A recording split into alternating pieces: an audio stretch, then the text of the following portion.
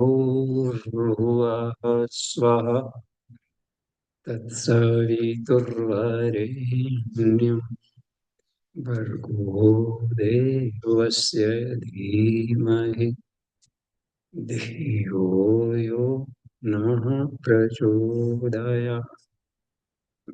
जी प्रणाम। तो आज की कक्षा क्रम से आगे है श्रीमद् भगवद गीता 15वां अध्याय, और आज श्लोक संख्या 15 से लेकर 20 तक अंतिम कुल 20 श्लोक ही हैं।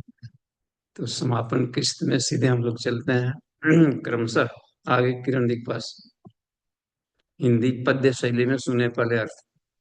जी जी बाबूजी प्रणाम, सभी को प्रणाम। 15वां अध्याय, श्लोक नंबर 15 से 20।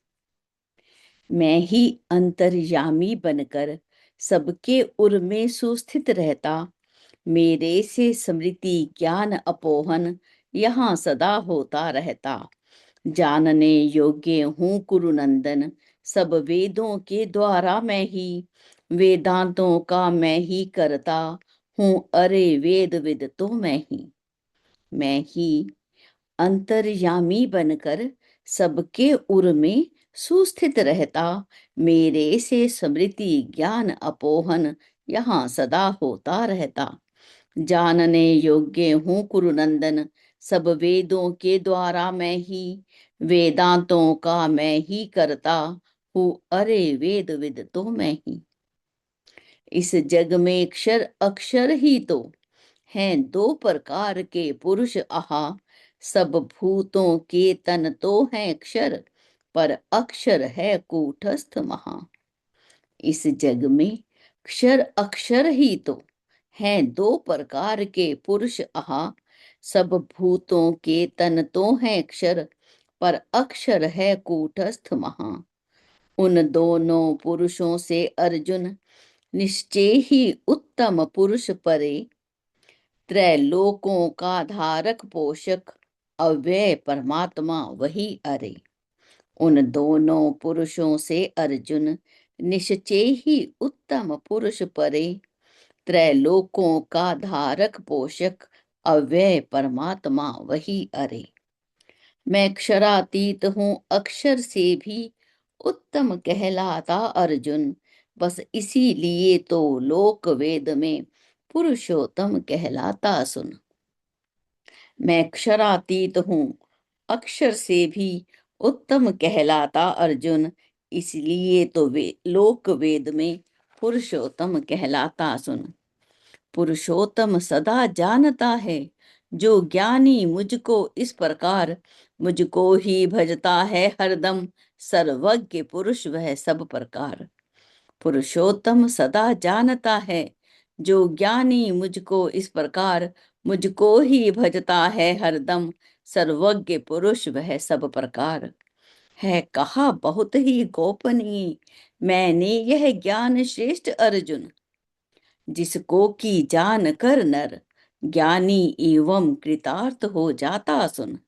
है कहा बहुत ही गोपनीय मैंने ये ज्ञान श्रेष्ठ अर्जुन, जिसको की जान कर नर ज्ञानी एवं कृतार्थ हो जाता सुन।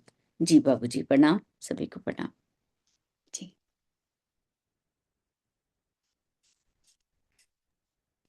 जी प्रणाम जी।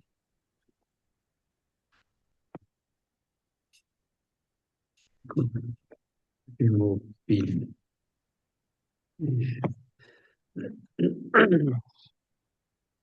देखिए, इस पुरुषोत्तम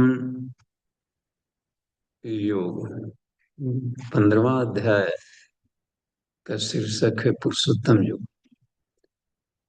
तो आज चूंकि समापन है, तो पूरा पुरुषोत्तम योग का 15वां का सारांश हमें दिमाग में ले लेना चाहिए। सार तत्व इसका पीछे के अध्यायों में के अनुसार ज्ञान का उनका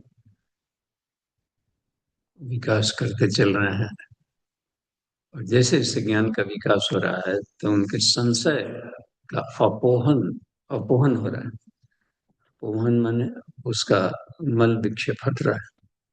विषाद कम होते जा रहा है, ज्ञान बढ़ते जा रहा है। ज्ञान बढ़ते जा रहा है तो नए नए प्रश्न उभरते जा रहे हैं। ये हर साधक के साधना क्रम में ये स्थितियां आती है। युद्ध है, संघर्ष, स्ट्रगल सिर्फ अपने आप से करना होता है। अपने ही मोह ममता, अपने ही द्वंद जो भीतर में है वही रुकावट डालते हैं सत्य को समझने में, संशय बढ़ाते हैं। जहां भी संशय दिमाग में है तो रोग पैदा करेगा। सभी तरह के रोगों का कारण पाया ऋषियों ने कि द्वंद, अंतर्द्वंद है। भीतर में द्वंद चल रहा है, उसी की गर्मी, फीवर है, बुखार है ये। तो स्ट्रगल सिर्फ अपने आप से करना है। उसी स्ट्रगल को गीता कहते हैं, जो सेल्फ सेल्फ किया जाता है। इसमें तो महाभारत जैसा कुछ बात ही नहीं है। गीता में महाभारत जैसी कोई बात नहीं, सिर्फ अपने आप से स्ट्रगल है। अपने विषाद को हटाना और सत्य को समझना। जब सत्य को समझ लेंगे तो संसार में कोई भी व्यवहार हमें पाप पुण्य में बंधेगा नहीं। इसी क्रम में बताते हुए क्रमशः आगे बढ़ते बढ़ते विराट रूप दर्शन भी कराए। सब ज्ञान विज्ञान योगो नाम आत्म साधना का क्रम भी बताते गए।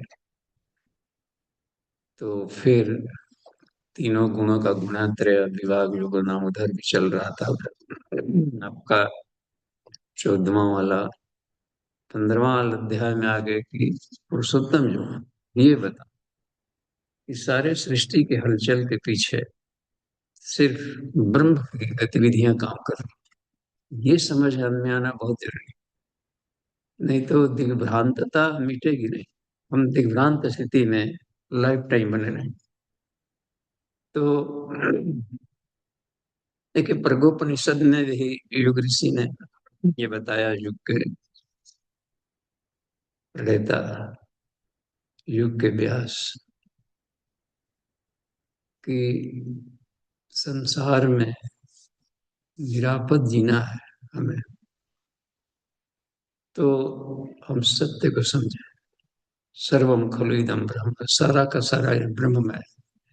इसमें प्रज्ञा शब्द का है। प्रज्ञोपनिषद ने इस ब्रह्म का नाम दिया है प्रज्ञा।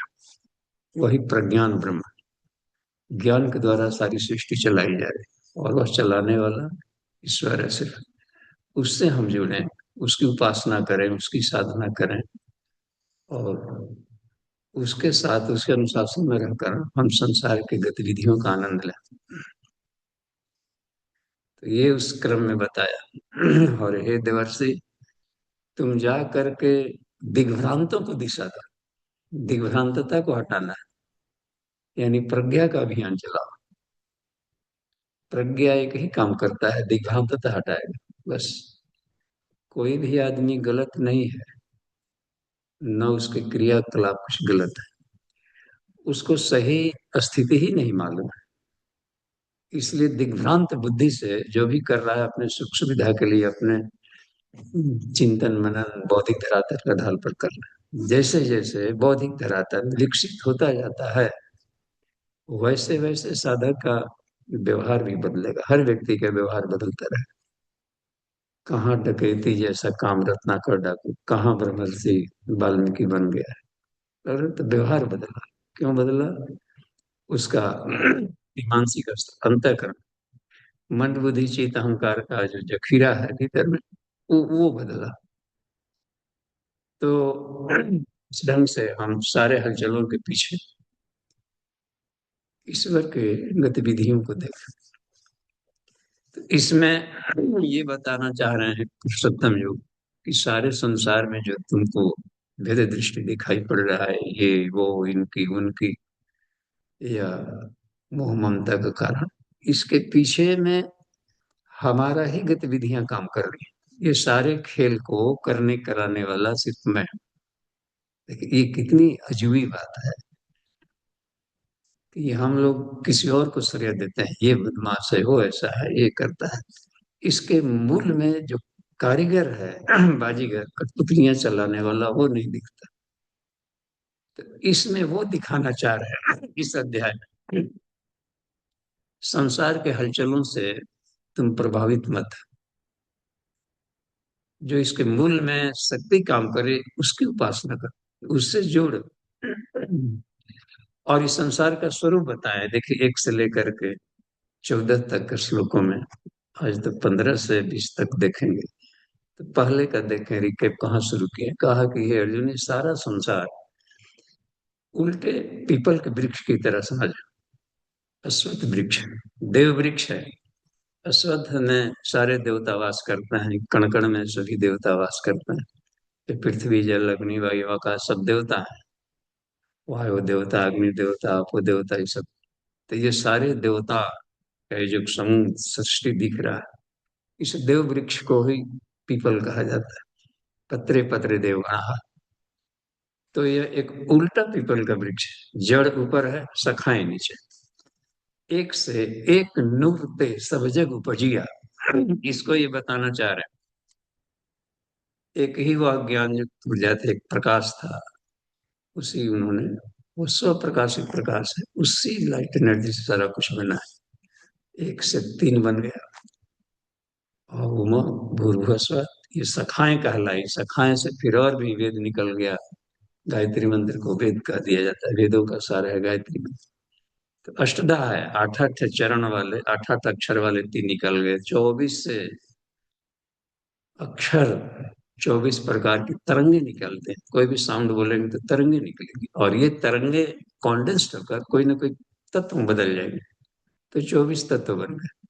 इन्हीं उड़ती हुई परमाणुओं का ये सारा संसार है। ये बता रहे हैं कि वेद इसके, वेद यानी जो ध्वनि है, वेद क्या मंत्र है, सिर्फ ध्वनिया है, तरंगे है, साउंड एनर्जी उसमें घुला हुआ है। यही इसकी शाखाएं हैं, पत्तियां हैं जो कि है। और ये तरंगे हैं तो बदलने वाली स्वभाव की है। पत्तियां बसंत में आते हैं, झड़ते हैं, ये सब। और इसी में जो मनुष्य है, जो नहीं समझ पाता है, तो इसके उहापोह में, चकाचौंध में जाकर, फिर जाकर कुछ मिलन विछलन खेलने, और जाकर के इसके चिपकने शुरू करता। अच्छा अच्छा लगा, उसमें चिपक गया, इधर गया, तो आसक्ति इसमें आ जाती है। इसके स्वरूप को सही ढंग से नहीं समझने से, इसके प्रति जो अच्छा लग गया, अब उसको चाहता है कि हमसे अलग ना हो, इसको बांधे बांधे रखे, अपने करीब रखे, तो मोह उसके साथ जुड़ता है, ममता है। वो गतिशील है, छूटता है तो किसी न किसी को दोष देता है, तुम्हारे चलते, तुम्हारे चलते, तुम्हारे चलते। इस तरीके से क्रोध करना, तो इसके मूल में मोह, ममता, शक्ति जो है, ये जुड़ गया है। इसके रहस्य को नहीं जाना। और ये इतना है कि शरीर में इसकी जड़ें इतनी गहरी है कि नीचे के भी ढेर सारे लोग कहा दिया जाता है इन योनियों को। मनुष्य से नीचे वाले भी ढेर सारी योनियां हैं। पशु योनि, पक्षी योनि, और भी कीड़े मकोड़े से लेकर के जलचर, थलचर, नभचर, शरीरों में भी वैरायटी वैरायटी के सारे लोग हैं। इसका कोई अंत नहीं। शरीरी योनियां भी बहुत है, अशरीरी योनियां भी है। पितर जोनि, मुक्त जोनि, देव जोनि, गंधर्व, यक्षवर, इनके शरीर ऐसा नहीं है जो फिजिकल। जो फिजिकल है वही झड़ता है, वही परिवर्तनशील है। जो फिजिकल नहीं है वो परिवर्तनशील नहीं है, क्योंकि वो पदार्थ नहीं है, कोई पार्टिकल नहीं हो। जैसे मन परिवर्तनशील नहीं, वो मरेगा नहीं। शिव संकल्प उपनिषद में आता है कि हृत प्रतिष्ठम यदजिरम जविष्ठम। यदजिरम माने जो अजीर है, कभी बुढ़ाएगा नहीं, मन नहीं बुढ़ाता। मनोमय कोष वाले, एस्ट्रल बॉडी वाले नहीं बुढ़ाएगा, बस वैसे ही पड़े रहे। कॉस्मिक बॉडी नहीं बुढ़ाएगा, कॉस्मिक बॉडी में सारे देवता होते हैं, और देवता अमर होते हैं, यानी मरते नहीं। नहीं मरने का सवाल है कि उनका एक अविनाशी बॉडी। देखिए ये सब क्रम में आ रहा है कि ऊपर से नीचे तक, लेकिन मोह ममता की जड़ें है। एक भी यदि बॉडी है तो मोह ममता उसमें पड़ा रहेगा। इसकी जड़ें ऊपर से नीचे तक हर जगह फैली हैं, और काटने का उपाय है। और दिखता नहीं है ना। दिक्कत तो यह है कि संसार जैसा कहा गया है, ऊपर जड़ नीचे शाखा, दिख नहीं रहा, और इसका आदि अंत नहीं है, तो हम चाह करके भी नहीं देख सकते। मन के सोचने की परिधि से भी बहुत आगे है। तो अब और इसको यही बंधन बन गया। ये पांचों को से सारे तत्व यही बांधते हैं, जीव को आसक्ति में लेते हैं। और इसको काटना हो, हटाना हो, तो एक ही उपाय है, अनासक्ति। बस अनासक्ति को वैराग्य कहते हैं। चिपकाव हटना, बस। चिपकाव दुख का कारण है। तेजी से झटके जा रही है गाड़ी, ऊबड़ खाबड़ रास्ते में आप जब पकड़ लिया, कमजोर यदि पकड़ रहा है तो खाकर फेंक दिया, यदि मजबूत पकड़े हैं तो भी लथाड़ेगा अपने कर्म से, रगड़ाएगा, घटाएगा, लहू लुहान कर देगा। ये इसने कहा कि इसको काटना है, तो वैराग्य, ऐसा ज्ञान प्राप्त कर ले कि इसकी यथार्थ ना मालूम हो। खेले, चिपके मत। क्रीड़ा के लिए बना, ईश्वर आनंद में है तो आनंद के लिए बना दे। खेलने नहीं आता है तो कोच की जरूरत पड़ती है। आपको क्रिकेट नहीं खेलने आ रहा है, ये ये कबड्डी नहीं खेलने आ रहा है, कोई भी गेम, गाड़ी नहीं चलाने आ रही, तो उसके लिए ट्रेनर की जरूरत पड़ती है। इसी ट्रेनर को गुरु कहते हैं, जो हमें इन मनों के चिपकाव से बचा सकता है, परा साइंस देता है। तो संसार वाले में भी के लिए भी गुरु की जरूरत पड़ती है, स्कूल कॉलेज में। प्लस इसके भीतर काम करने वाले, जो जिसका शरीर नहीं है, उसको भी बताने के लिए परा साइंस वाले शिक्षक की जरूरत पड़ती है। तो यही सिखाता है इसमें कि कैसे आनंद ले, लाइफ टाइम आनंद ले, आनंद में जीवन हो, शांति में हो, इसी संसार में रहते और ईश्वर में होकर रहे। इसलिए कहा कि वे रात, और जो इसकी साधना की है, वो ध्यान के द्वारा अपने भीतर में ईश्वर को देख लिया। जो आत्म साधना नहीं की, अंतःकरण की सफाई नहीं की है, वो लाख प्रैक्टिस करते रहे, क्रिया जो करते रहे, उनको नहीं दिखा। क्योंकि जहां जिसकी सफाई करनी थी उसकी नहीं की गई, बस। आत्म साधना नहीं की गई, अंतःकरण की सफाई नहीं की गई।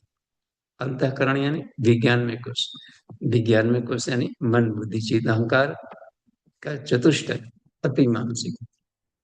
इसकी सफाई कर किए जो, उन्होंने अपने भीतर ईश्वर को देखा, हर जगह देखा। जो अंतःकरण की, उसको दर्पण कहा जाता है, सेल्फ, उसी को सेल्फ कहते हैं, सेल्फ के रियलाइजेशन। जो नहीं किए सफाई, वो लाख जीवन भर भी क्रिया जो करते रह गए, पढ़ते रह गए, पुट्ठी पड़ी पड़ी जगमुआ। जगमुआ शब्द का मतलब है सिर्फ पढ़ा, प्रैक्टिकल नहीं किया। पंडित भयानक है। पंडित यानी यह क्रियावान से पंडिता, जो प्रैक्टिकल करता है वो अनुभव पा लेता है, अब उसको पढ़ने की जरूरत नहीं पड़ती, वो सब सीख लिया। तो इसमें रह गई बात नहीं कि प्रैक्टिकल यानी अंतःकरण की सफाई।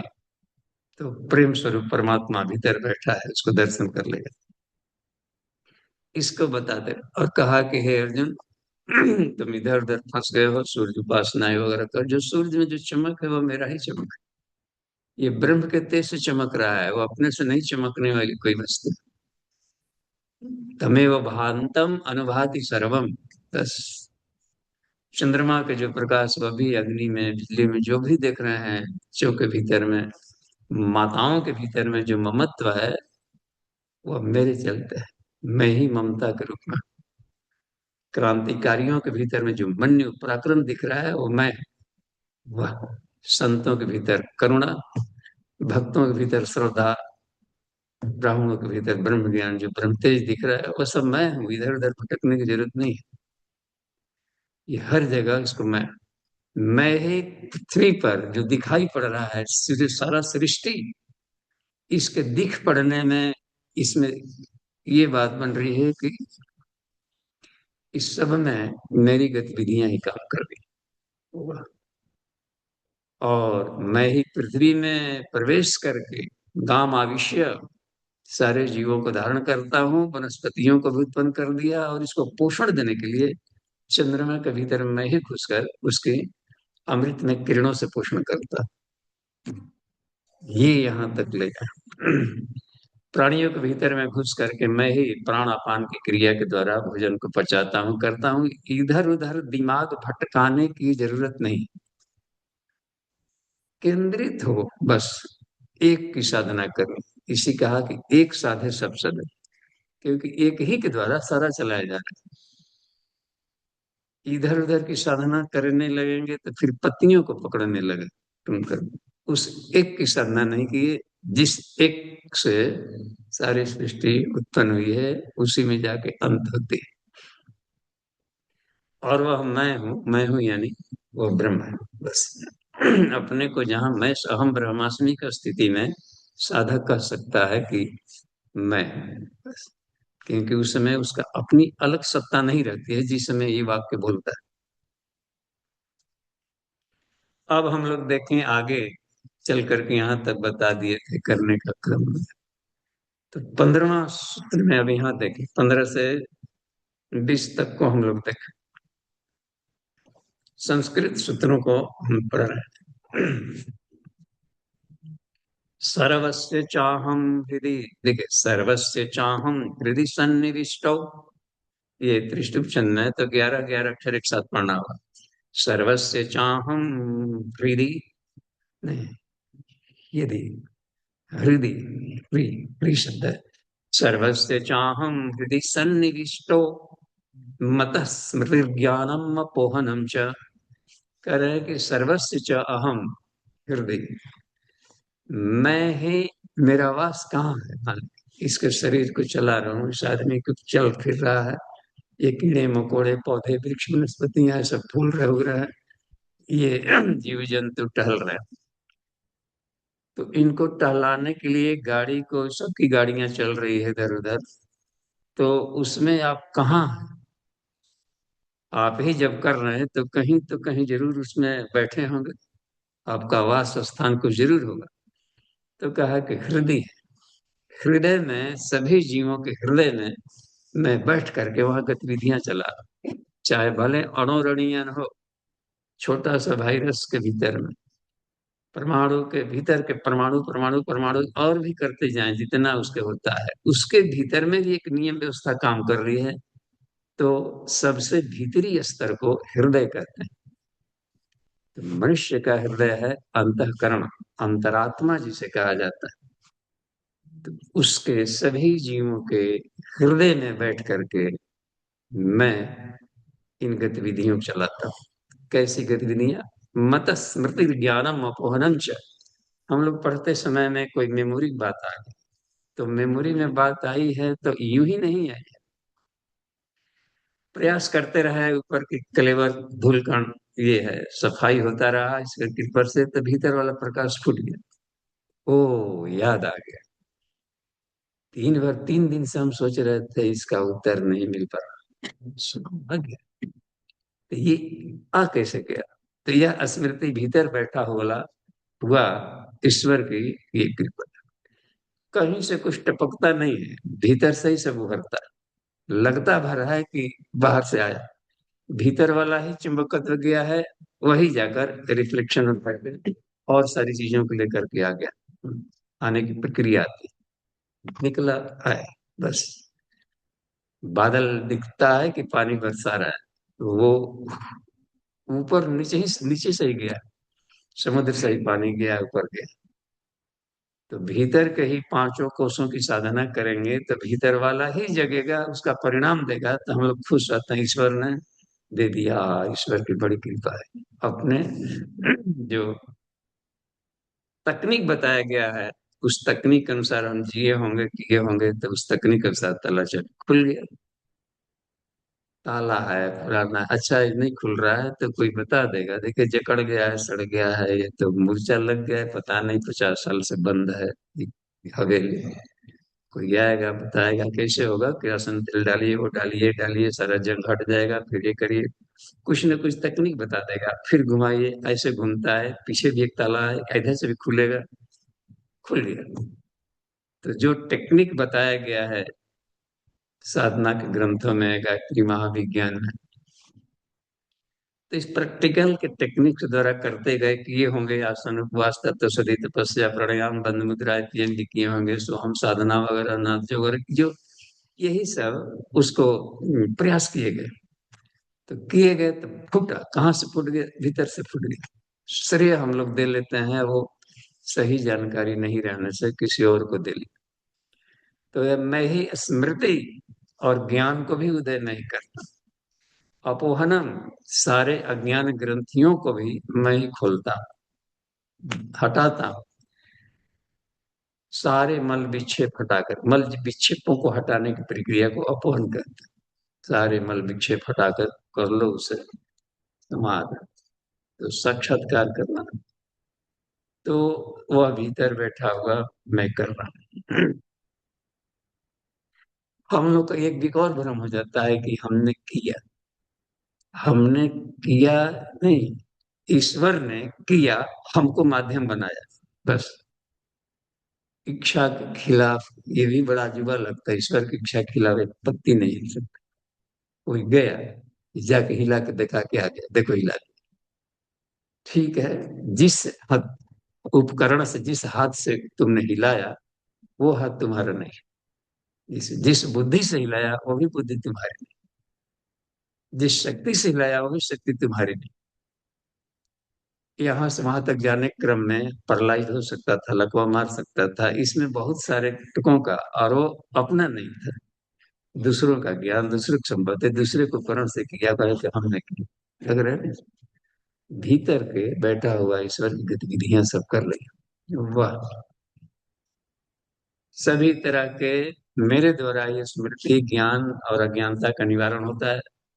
अगला वाला लाइन इसी में देखिए, वेदैश्च सर्वे अहमेव विद्यो, वेदैश्च सर्वे अहम एव विद्यो,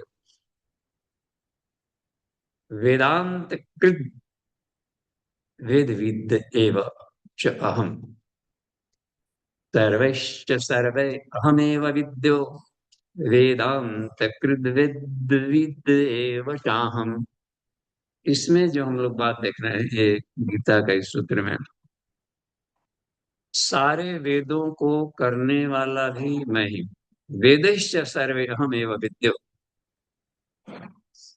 और वेदांत कृत, वेदों को लिखने करने वाला, ज्ञान को विस्तार करने वाला भी मैं हूं।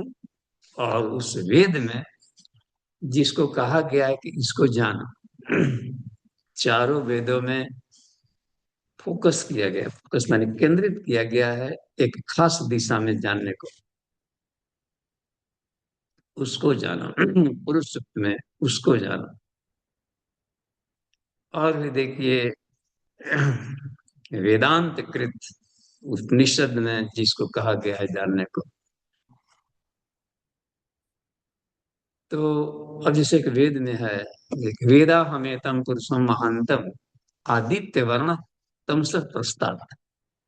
मैं उस ब्रह्म को जानता, इसमें कहा साक्षात्कार जो कर लिया है साधक, वो बोल रहा है वेदम, वेद अहम, वेदाहम एदम पुरुषम महानतम, उस पुरुष तत्व को, परब्रह्म को मैं उसकी महत्ता को देख रहा हूं।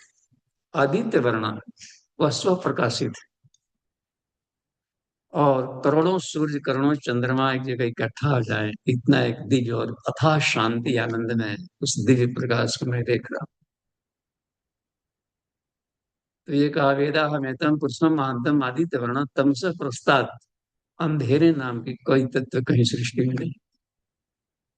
अंधेरा यानी कहीं अज्ञानता नहीं, दुख नहीं है, कष्ट नहीं है, और भी है भी नहीं। तो यहाँ पर केवल ऐसे भी जो डार्कनेस दिखाई पड़ रहा है, कहीं डार्कनेस है नहीं, वो हमारी आंखें नहीं देख पाती है। अंधेरे में देखिए चमगादड़ों को दिखाई पड़ता है, उल्लू को दिखाई पड़ता है तेज रोशनी। यदि रोशनी नहीं रहता अंधेरे में तो उल्लू भी कैसे देख ले? लेंस लेंस का फेर है, आंखों की बनावट ऐसी है कि कोई देखा नहीं देख। यहाँ प्रकाश के सिवा कुछ है ही नहीं। इसलिए कह रहा है कि आदित्य वर्ण तमसा प्रस्ताद तमेव, विदित्वा, उस ब्रह्म को जानकर, इस साक्षात्कार करके, अति मृत्यु में थे, मृत्यु को पार कर देता है साधक। नान्य पंथा विद्य अनयनाय, नान्य पंथा विद्य अनयनाय, इसके सिवा और कोई उपाय नहीं है।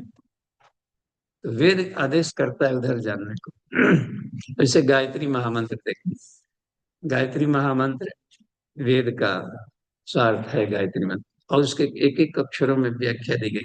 किसको जानो, दर्शनम ही आत्मना ज्ञात्वा, गायत्री मंत्र का अक्षर कहता है कि आत्मा का साक्षात्कार करो। तो जो सारे ये जाता है, या आत्मा वारे ज्ञातव्य ध्यातव्य श्रोतव्य मंतव्य, आत्मा ही जानने योग्य। आत्म पूजोपनिषद, अध्यात्मोपनिषद, आत्मबोधोपनिषद सब आत्मा को जानने के लिए प्रेरणा देते हैं बार बार का। इसलिए यहाँ पर कहा वेदैश्च सर्व अहमेव विद्यो, जो वेदों के द्वारा जाना जा सकता है, जानने योग्य वो मैं, और मैं ही वेदांत कृत, वेदांत का कर्ता। जो उन्होंने उपनिषद लिखा, जो ऋषियों को बुद्धत्व आया, वो मेरे चलते वो आया है। तो यहाँ भी भटकाव नहीं, किसी खास व्यक्ति ने पा लिया तो उस व्यक्ति के पीछे हम जाने लगते हैं, तो फिर जाकर के भटकाव आया। उस व्यक्ति को माध्यम बनाया है किसी ने, राम को माध्यम बनाया किसी ने राम राज लाने के लिए, कृष्ण को भी माध्यम बनाया किसी ने, देखे। तो सृष्टि के जो भी हम लोग ये सब देख रहे हैं, तो व्यास भी मैं ही हूँ, देखते हैं व्यासावतार कहा जाता है, वेदांत कृत, वेद विद एवं, इसके द्वारा हूँ, और वेदांत करता हूँ, और वेदों का जानने वाला ही जो अहम माने मैं हूँ। कितना बढ़िया। 15वां वाला देखे, 16वां वाला सूत्र हम लोग देखें।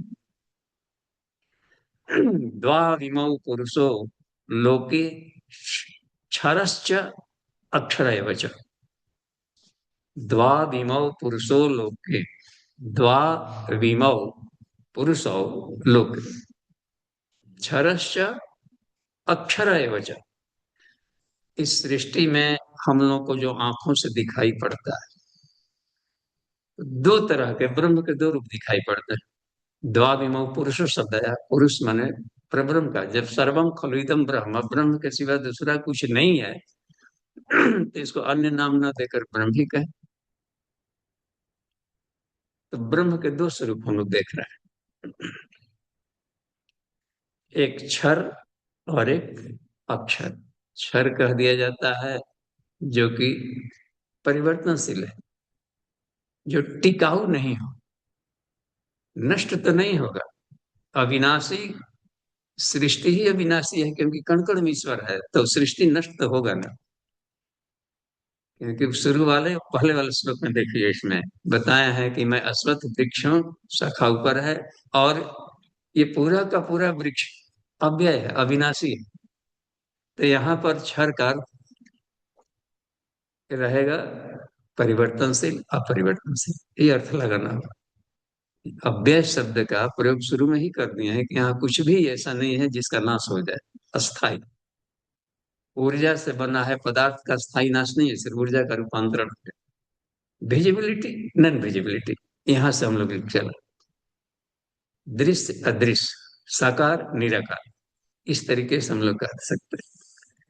तो कहा कि संसार में मेरे दो रूप, क्षरश्च यानी पूरा भौतिक पदार्थ, अपरा प्रकृति इसको कह दिया जाता है क्षरश्च, यानी हर क्षण बचपन जवानी बुढ़ापा इसमें आ रहा है, बचपन जवानी बुढ़ापा आ रहा है, इसको हम लोग पकड़े रहते हैं तो दिक्कत आती है, और चाहते हैं कैसे ही बना रहे। बचपन थे, जवान हो गए, युवा हो गए, सुंदर लगने रहे, प्रशंसा भी होगा, बड़े क्यूट लग रहे हैं, सुंदर है, अब सोचा कि इस सुंदरता को हम बनाए रखें, और शरीर में आएंगे झुर्रियां आएंगे, ओल्ड एज होगा, पक्का आ जाएंगे, खड़े हो जाएंगे, फिर भी अब लिप पोत करके पेंटिंग करके उसको बचा नहीं सकते। इसमें एक हुए हैं, एक ये शिवपूजन सा, वो बहुत, वो एक साहित्यकार, उनका एक मेट्रिकुलेशन में था उनका साहित्यिक लेख था, उसमें आज भी याद है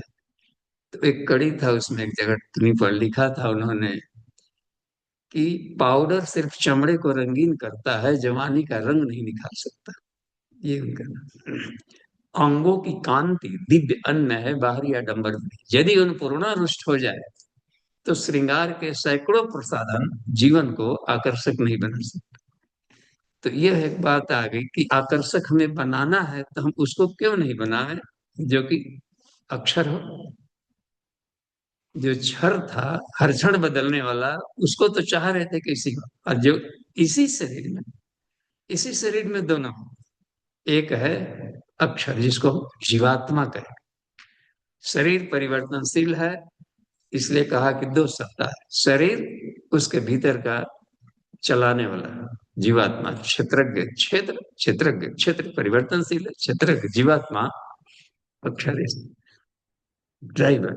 तो जीवात्मा को संवारना था, आत्मा को संवारना था, उसके किए नहीं। और जो हर क्षण बदलने वाला है उसको संवारने में लगे, इसीलिए परेशानी और पूरा झड़ गया सब कुछ, और अतृप्ति बनी रह गई लाइफ टाइम।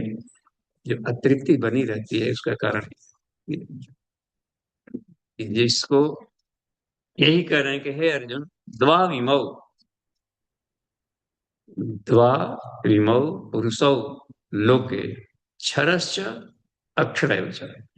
क्षर सर्वाणि भूतानि, जो 24 तत्व हैं, ये भूत भौतिक तत्व है, 24 प्रकार के, कर्मेंद्रियां ज्ञानेन्द्रियां, ये जो बात कही गई ये पंच भौतिक तत्व कहे गए हैं, तन्मात्राएं कही गई। ये 24 तत्व क्या होते हैं? ये क्षर है, कूटस्थ अक्षर उचित, कुष्ठस्थ कहते हैं इस शरीर के भीतर में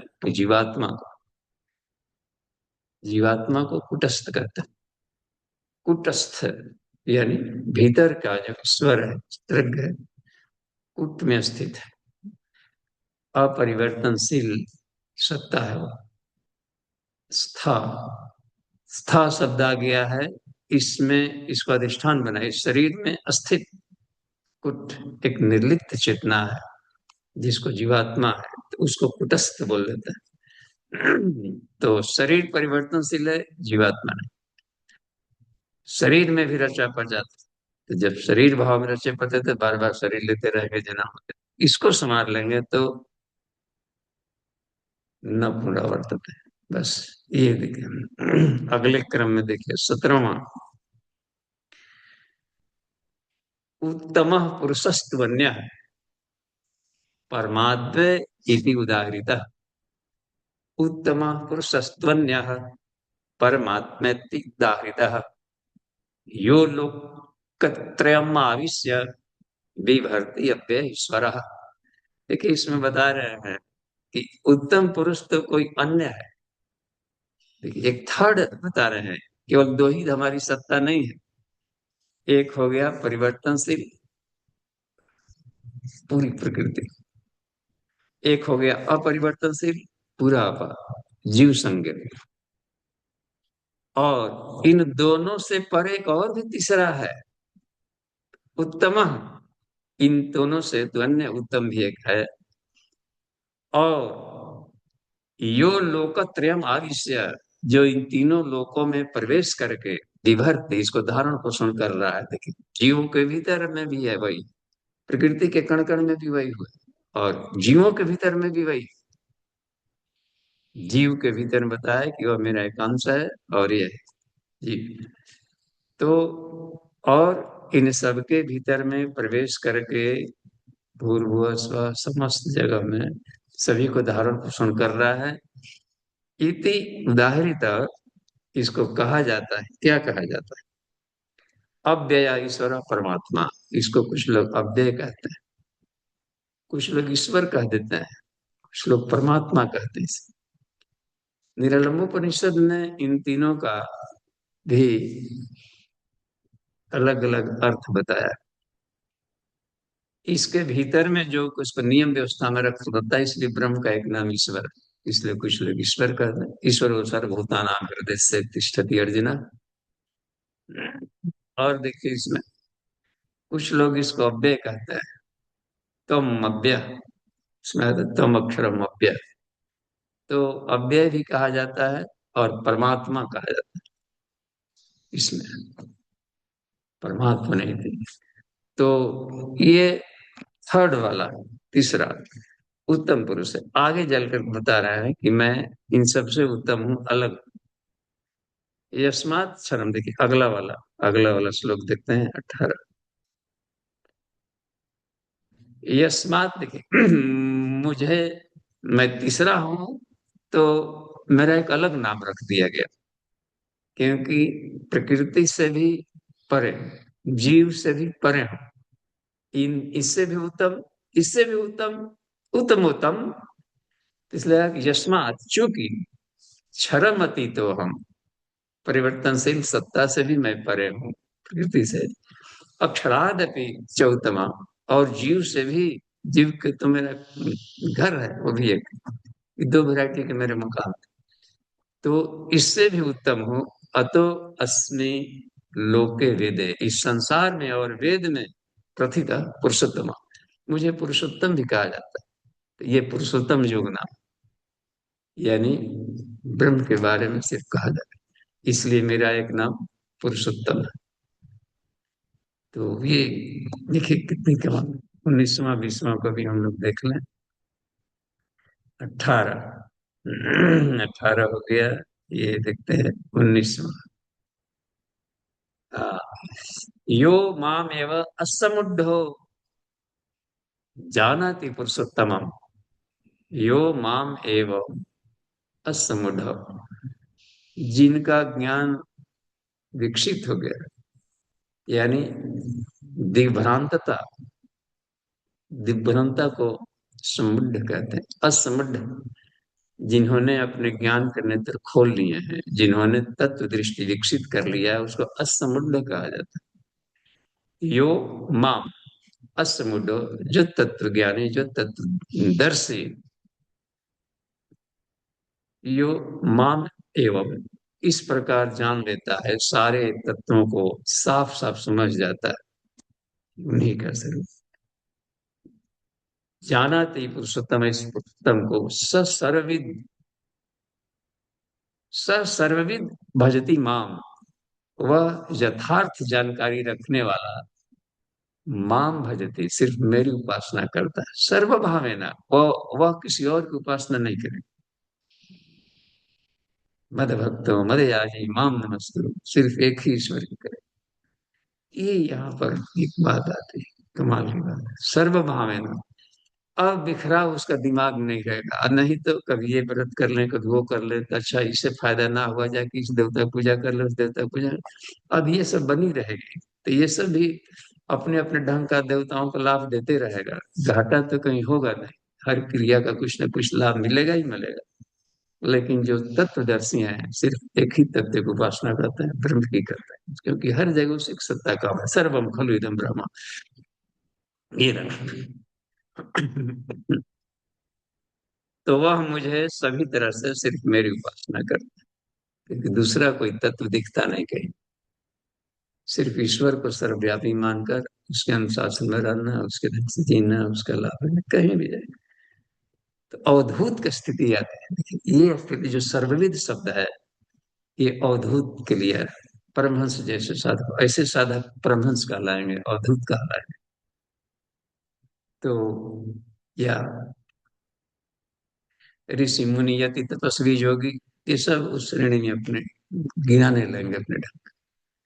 इसको कहा जाता है जो तत्वज्ञानी हो, विद्वान हो, तपस्वी हो। तो सर्वविद हो, तत्वज्ञानी हो, तत्व दृष्टि आगे, हर तरीके से सिर्फ मेरी उपासना करेगा, द्वैत। अब देखिए एक बात याद आ गई, गीता के सूत्र में कहीं कृष्ण कहे कि तुम भले ज्ञानी बन गए, मान ले कि तत्व ज्ञान विकसित हो गया, सब में एक ही ईश्वर को देख रहे, और जो भक्त सब में नहीं देख रहा है, केवल हमारी मूर्ति में, केवल खास आकृति में हमको देख रहा है, कोई किसी भी देवता का अलग भक्त बन गया है, देवी के कोई भक्त है कहीं भी, तो उसको, भक्ति की श्रद्धा को तुम विचलित मत करो कि इसमें ब्रह्म नहीं है का। सारी गतिविधियों में तो मैं काम कर रहा हूँ, तो वो बाहर से भले दिख रहा है कि मूर्ति पूजा कर रहा है, देवी की पूजा कर रहा है, राम कृष्ण हनुमान शिव जितने भी उनके अपने कल्पना है, भगवान की कल्पना कर लिया है, कर रहा है, तो अब मेरी ही कर रहा है। अब जिस भाव से कर रहा है उसके अनुसार हम उसको लाभ देंगे। बस, प्रेतों को पूजने वाले प्रेत योनि को जाते हैं, भूतों को पूजने वाले, तो जो जिसकी पूजा करता है वो पाएगा उसके। हमें दिख रहा है कि ये मूर्ति कर रहा, हो सकता है कि उस मूर्ति के भीतर में उसके दिमाग में क्या चल रहा है, ये काम की बात रहती है कि वो किस भाव से। हम तो केवल ये देख लिए कि मूर्ति पूजा कर, तो किसी की श्रद्धा को मत तोड़ो।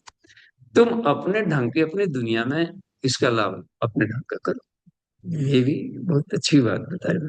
किसी को श्रद्धा को हम नहीं तोड़। जब कोई किसी के भी कैसे कहीं भी उपासना करता है, सब हमारे ही कर रहे हैं, क्योंकि हर जगह मेरे ही द्वारा सारी गतिविधियां चली चलाई जा रही। बस, सूर्य चंद्रमा कहीं भी किसी की पूजा कर रहा, अब उसके दिमाग में जैसा ट्यूनिंग है उसके आधार पर लाभ ले। सर्वव्यापक तो नहीं देख करके खास वैरायटी का देख रहे, उस वैरायटी वाला लाभ उसको मिल जाए। मैं ही, वो भी मैं ही। तो हमें श्रद्धा उसकी नहीं तोड़नी। धीरे धीरे ज्ञान विकसित होते जाएगा, साथ में रहते तो वो खुद ही एक ब्रह्म की उपासना कर ले। इसलिए कहा है कि जिसको श्रद्धा ना वहां नहीं करना। बस, उसकी जहाँ श्रद्धा है उसको हम उसी ढंग से दे दें। तो यहाँ पर ये बोल रहे हैं कि वो सिर्फ मेरी उपासना वो करते हैं जो एब्सोल्यूट ट्रूथ की जिनको जानकारी हो जाए।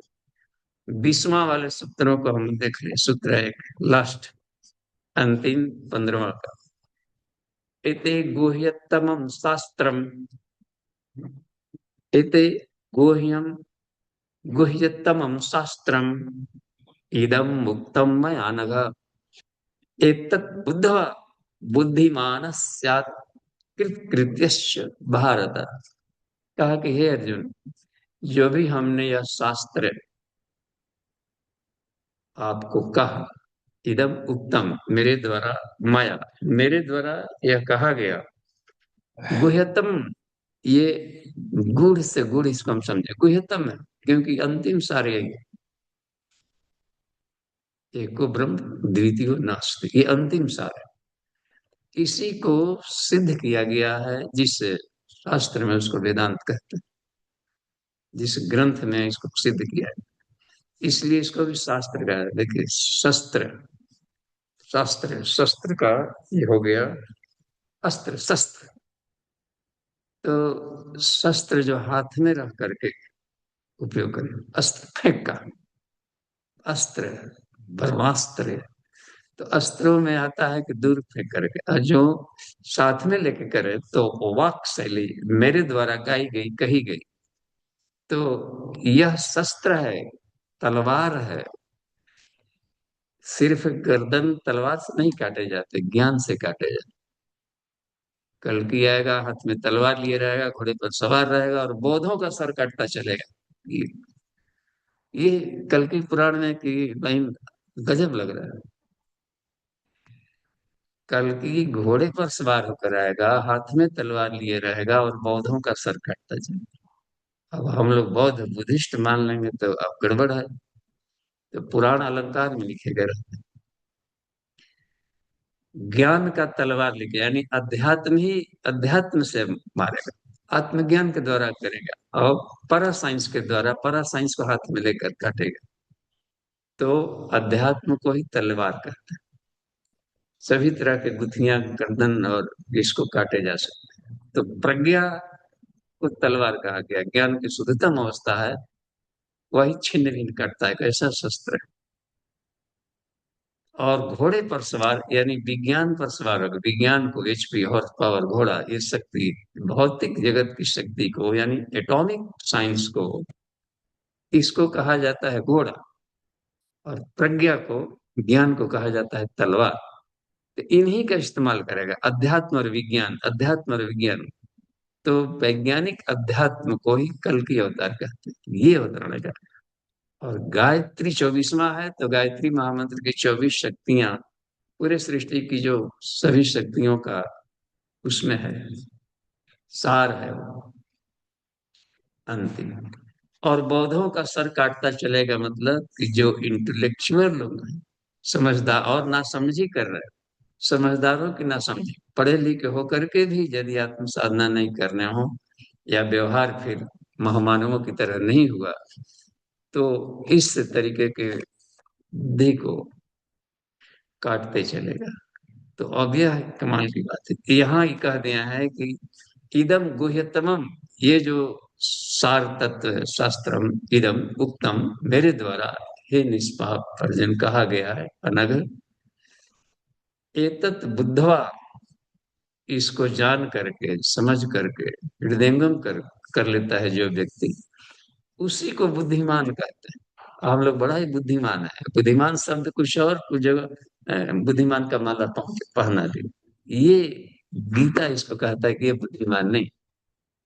बुद्धिमान वह है जिसको एब्सोल्यूट ट्रुथ की जानकारी है, वह उसको साक्षात्कार कर लिया है, प्रैक्टिकली इसको प्रूव कर लिया। इसलिए यहाँ पर बुद्धिमान, उसको बुद्धिमान कहते हैं, बुद्धिमान स्यात्। और ऐसा साधक, ऐसा व्यक्ति कृतकृत्य धन्य हम धन्य धन्य हो जाता है, यानी वह डेस्टिनेशन को पा लेता है जहाँ से न पुनरावर्तित है। तो ये हमारे आज के संदेश का ही पर हम विराम देंगे। और इस अध्याय से जुड़े हुए कोई भी प्रश्नोत्तरी बनती है, ये आत्म साधना के क्रम में यदि कोई दिक्कत आती हो तो रखा जा सकता, इतना ट्रांसपेरेंट और वैज्ञानिक है कि पूरा का पूरा एक साइंस है गीता का, हमें उस ढंग से लाभ लिया गया। तो अमन जी, नितिन जी, देखिए सीधे हम लोग आए जी ये। नितिन भैया का हैंड जी रेज है। जी बाबूजी प्रणाम। जी प्रणाम।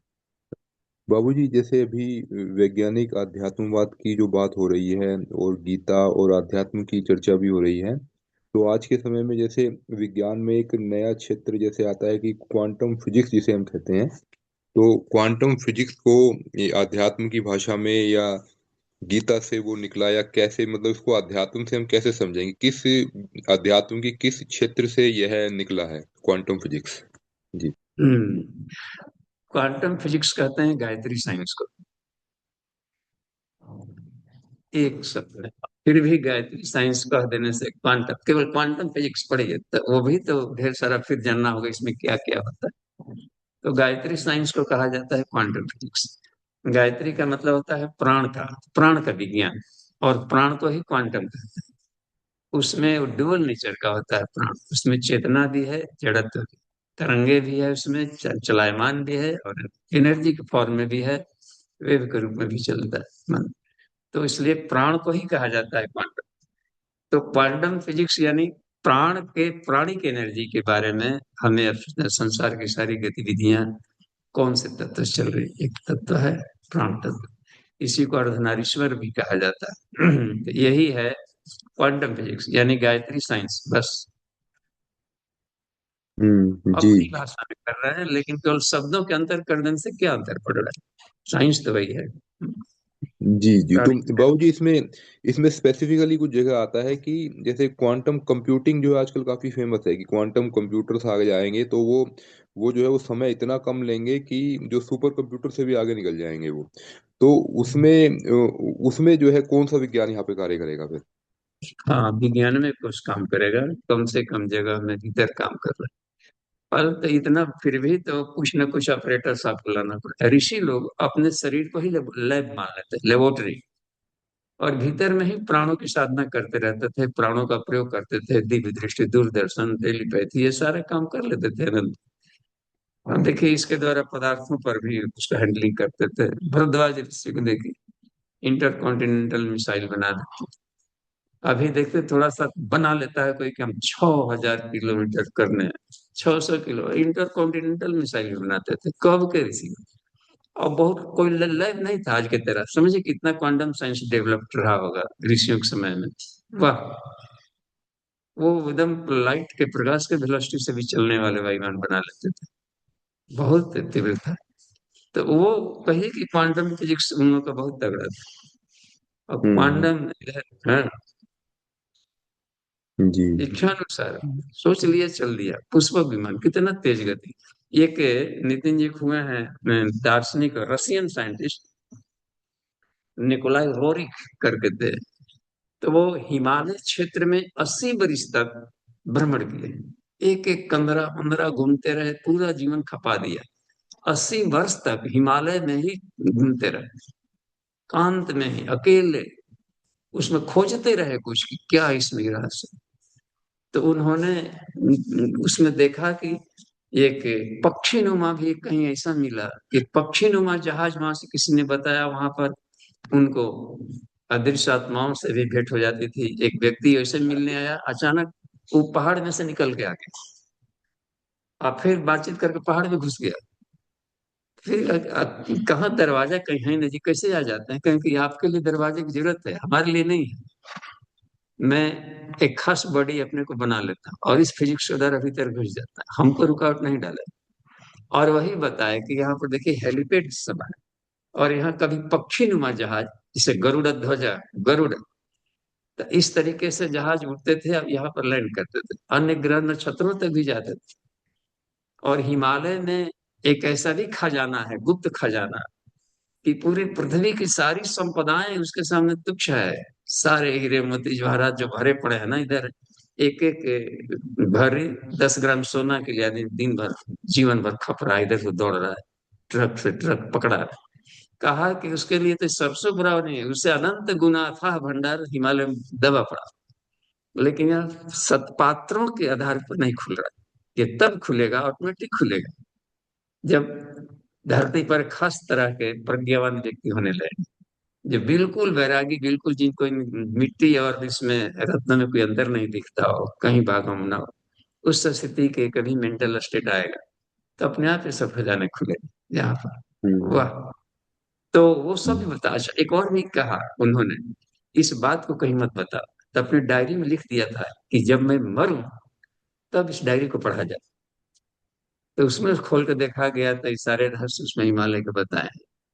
तो ये सब ऋषिगण इसका प्रयोग करते रहे, लेजर किरणों से आप जाकर देखिए, आप हिमालय यात्रा विभिन्न तरह उस क्षेत्र में जब जाएंगे, गंगोत्री जमुनोत्री और केदार बद्री वाले एरिया में, तो कहीं कहीं पहाड़ ब्लेड की तरह काटे हुए हैं। यानी कि लेजर किरणों से ब्लेड की तरह काटा होगा पहाड़ को। ऐसे मशीन अभी कहाँ बन पाए। तो क्वांटम फिजिक्स बहुत आगे था, अभी कभी तो शैशव अवस्था में है ये। जी, तो इसको हम समझे कि जो भावनाओं का क्षेत्र जो है, जो सूक्ष्म और कारण जगत का क्षेत्र जैसे, और विज्ञान में कोश में तो मुख्य रूप से भावनाएं ही अधिक होती हैं। तो ये जो है भावनाओं को समझने और उसको एक वैज्ञानिक रूप देने के लिए हम इस क्वांटम फिजिक्स को समझ सकते हैं। हाँ, और उस पर नियंत्रण करता है क्वांटम पर कुंडलिनी साइंस, क्योंकि क्वांटम से भी उसकी तेज गति है। देखते हैं इसमें हम्म। प्राण का उद्गम है, लाइट एनर्जी से भी तेज है। हाँ, 3,45,000, हाँ, माइल तक प्रति सेकंड है उसका, लाइट के वेलोसिटी से भी करीब एडजस्ट है। तो लाइट को भी हैंडल कर लेगा वो। लग रहा है ना। और सारे लाइट के परमाणु सारे ये सब बने हैं पदार्थ, एटम वगैरह बने हैं। तो कुंडलिनी हम्म। जागरण पर अधिक ध्यान देते थे ऋषि। हम्म। और भावनाओं का तो ऐसा आता है, भावनाओं की तो गति तो कुंडलिनी और मन से भी तेज है। मन की अगर अधिक है तो भावनाओं की तो हाँ कोई सीमा ही नहीं है। तो उसकी गति जो है फिर कुंडलिनी से अधिक कैसे है फिर? हाँ, कुंडली से कॉस्मिक होता है ना, कॉस्मिक देखते, कुंडली से देखते मनोमय कोशी तेज है। हम्म। विचार निकाला 22 लाख हो गया। और इससे भी अनंत गुना होता है आत्मिकी का। इसलिए आत्मबल ईश्वर सबसे बड़ा बल है। पलक झपकते कर लिए, वहां तो पलक झपकते अनंत ब्रह्मांड एको हम बहुश्याम, अब देखिए कितना तगड़ा है।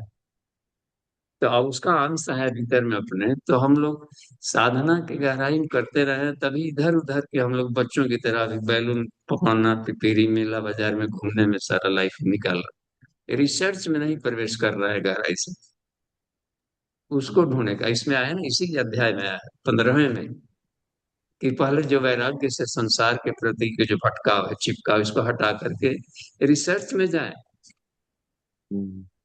और आत्मिकी की हम्म। रिसर्च में प्रवेश करें। तो इसमें ऋषिगण रिसर्च कर, भारत ऋषियों का देश है, तो कोई रिसर्च स्कॉलर्स ही होते थे यहाँ पर, हम लोग उनके वंशज हैं, नाती पोते हैं। तो हमें भी ऋषि बनना चाहिए। और रिसर्च का फील्ड इन दिनों इतना कमजोर पड़ गया है। गुरुदेव बड़े चिंतित थे, कहने कि चले सब कोई केवल प्रचारक में लगा हुआ, शिक्षक नहीं बन रहा है, जो अपने को नहीं कर पा रहा। रिसर्च में 4% भी व्यक्ति आ जाए तो फिर भारत पहले से कहीं बेहतर स्थिति में चला जाएगा। पहले से भी ऋषियों में से भी आगे निकलेगा। विकास क्रम है। 4%, 96% को छोड़ दीजिए, अपने ढंग से जीते रहे, प्रचार वगैरह करते रहे और बाहर के विज्ञापन में पड़े रहे, लेकिन 4% को तो निकलना चाहिए ऋषि परंपरा में। हम्म, जी। हाँ, उन ऋषियों के ज्ञान विज्ञान को आगे बढ़ाना, ऋषि परंपराओं के पुनर्जीवन को ही प्रज्ञा अभियान कहते हैं। इस फील्ड में कितने निकल पा रहे हैं रिसर्च में। जी, ठीक है बाबू, ठीक है, धन्यवाद। धन्यवाद। जी माधवी आते जी। हैं आगे। प्रणाम बाबूजी। जी प्रणाम। बाबूजी, 20वां वाला श्लोक में जो आप बताए हैं अभी, जो ये अर्जुन को जो ये गोपनीय है, और ये ज्ञान, और अभी जो जितना भी प्रॉब्लम मतलब दुख हो रहा है अज्ञानता ही से, तो भगवान क्यों नहीं सबके लिए बताए? तो उनका तो सब बच्चा है, इसको थोड़ा तो बताए हैं ना, इसके अनुसार कहते हैं कि ऐसा करो। उसमें बता दिए थे ना, उसमें सब जगह होता है मन की साधना करो, आहार की साधना करो। अब तब भीतर भीतर बार बार बता दिए हैं, तो एकदम शास्त्रम जो कहा गया है। तो इसको एतत् बुद्धवा, इसको जो जानता है, प्रैक्टिकल करता है, वो धन्य धन्य होता है। इसमें जो बताया गया, खाली पढ़ते रहने से गीता कहाँ बात बनेगी, प्रैक्टिकल करना है ना। प्राण में अपान की आहुति डालो, अपान में प्राण की आहुति, सब तक केवल पंचकोश की ही व्याख्या की है। अब करने वाले जरूर फायदे में रहते हैं, जितना किया होगा उतने भगवान दिए होंगे सबको। एक उपाय दे दिया है ना, खिलौना है खेल, तो उसको खेलने का तरीका बता दिए, इसे करेंगे तो खेलेंगे। बॉल बना दिया, बैट बना दिया, क्रिकेट बना दिया, बच्चों को खरीद भी दिया, अब खेलने नहीं आता है तो जाएगा खेलने, अगर माथा होता फोड़ फाड़ के नाक आ जाएगा कि बॉल लग गया। तो खेलने का तरीका सीखना इसमें बताए हैं कि कैसे अनासक्त करो, तो अनासक्त जो करते रहे वो पाली। तो भीतर ही जा करके भीतर ही भीतर को पढ़ाते रहते हैं। तो प्रैक्टिकल के करना खुद पड़ेगा। हाथ पांव दे दिए हैं, उनका भी दे सस्ता। अब गुरुदेव ने दे दिया, किताब भी लिख दिया, संकल्प बना दिया, सब तो कब परोस दिया। अब खाली खाना, अब खाएंगे भी नहीं, भगवान हमारा जबड़ा भी ऐसे करे, वो भी चलवा भी लें, वही पचवा लें, तो हम क्या करेंगे शरीर लेकर। भोजन भी मिल गया बना बनाया, अब खाने का भी झंझट नहीं कर रहे हैं कि कोई आता इतना आलसी बन गया, कोई मुंह में डाल देता है, हमारे जबड़ों को भी ऊपर नीचे चलवा देता है, जीभ को भी भीतर हाथ से घुमवा देता है। तो ऐसा चाह रहे हैं क्या? जी ठीक है, धन्यवाद। प्रणाम बाबूजी। जी सुरेश हाँ। सिंह जी।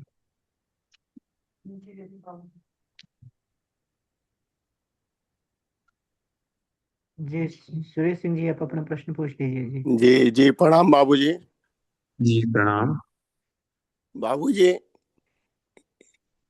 कारण शरीर तो दिखता नहीं है, तो ये स्थूल शरीर और सूक्ष्म शरीर का अनुभव केवल होता है और लगता है कि सूक्ष्म और स्थूल शरीर ही काम कर रहा है, और ये सारे संसार में भी जो स्थूल दिख रहा है उस वहां भी कोई कारण शरीर का कोई सिर्फ अभिव्यक्ति उसकी नजर आ रही है। तो क्या हम लोग ये सारा सूक्ष्म और स्थूल शरीर को और सारे संसार को उस कारण शरीर की अभिव्यक्ति ही मान सकते हैं? और क्या ये अभिव्यक्ति में कारण स्वरूप तो कहीं समझ में आ नहीं रहा है, और सिर्फ अनुभव में आ रहा है कि हाँ कोई कारण शरीर है या कोई कॉजल बॉडी है जो इस सब का अभिव्यक्ति का कारण है? तो क्या इसी को हम लोग मान लें, अभिव्यक्ति को ही मान लें कि ये वो कारण शरीर है? ये जी हमारा प्रश्न बाबूजी। मानने में तो कोई घाटा नहीं है सर। जी अब जैसे जैसे अच्छा, वो भी दिखता है। जैसे मान लीजिए कि अब किसी से प्रेम करते हैं, अब प्रेम करते हैं, कहीं जा रहे हैं, तो अब जो भाव संवेदना है उसके अनुसार आप गिफ्ट भी ले जाएंगे, कुछ ऐसा ले जाते अपनी श्रद्धा के अनुसार में। सुदामा ने के गिफ्ट ने अपना तंदूर चावल का थोड़ा एक मुट्ठी ले लिया, लेकिन उसमें कितना प्रेम भरा था ये देखिए विदुर का। तो प्रेम दिखता नहीं, लेकिन उसी के आधार पर उसकी अभिव्यक्ति होगी। ले जाएंगे, उतनी तैयारी करते हैं, जितना जिसका श्रद्धालु आपके आ रहे हैं उतने घर परिवार साफ शादी का आप देखते हैं, लगता है कि ये भी नया ले लो, वो भी कर लो, ये प्रिंट कर लो, कहीं से भी ये मत लगे तो वो उसके पीछे क्या कारण है? आपकी प्रेम भाव संवेदना वो काम करे, कितना इंपॉर्टेंस दे रहा है।